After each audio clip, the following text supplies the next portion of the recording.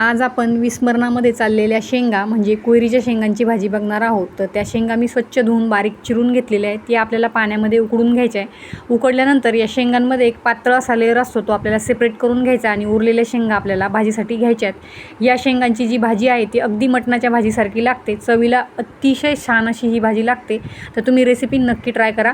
आता इथे आपण मसाला बघून घेतो. तर त्यासाठी मी इथे आलं घेतलेलं आहे, त्याचबरोबर खसखस, ओवा, लसूण, कांदा मी इथे भाजून घेतलेला आहे, धने आणि खोबरं घेतलेले आहेत. ज्याप्रमाणे आपण मटणाचा मसाला काढतो त्याचप्रमाणे हा मसाला मी काढून घेतलेला आहे आणि तो तेलावर भाजून नंतर तो आपल्याला मिक्सरला वाटून घ्यायचा आहे. छान अशी काळ्या मसाल्यातली ही भाजी बनवून तयार होते. छान असा मसाला मी इथे वाटून घेतलेला आहे. आता कढईमध्ये तेल टाकून त्यात मी काही मसाले टाकून घेणार आहे, ज्यात मी लाल तिखट, हळद पावडर आणि गरम मसाला टाकून घेणार आहे. आणि हे जे मसाले आहेत ते आपल्याला चांगले 2 मिनिटासाठी तेलामध्ये परतून घ्यायचे. नंतर यात आपण जो मसाला वाटून घेतलेला आहे, आपण जो पेस्ट बनवलेला तो यात टाकून घ्यायचा आणि तोही चांगला तेल सुटेपर्यंत आपल्याला परतून घ्यायचा आहे.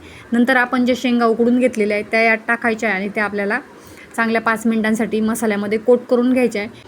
आता हा मसाला व्यवस्थित मी इथे परतून घेतलेला आहे. आता आपण त्या शेंगा टाकून घेऊयात आणि ग्रेव्हीसाठी आपल्याला 1 तांब्याभर यात पाणी टाकून घ्यायचे आणि ही भाजी आपल्याला 10 मिनिटांसाठी शिजून घ्यायची. खूप छान अशी मटणाच्या चवीची ही भाजी बनवून तयार होते. रेसिपी नक्की ट्राय करा. आवडल्यास चॅनलही सबस्क्राईब करा.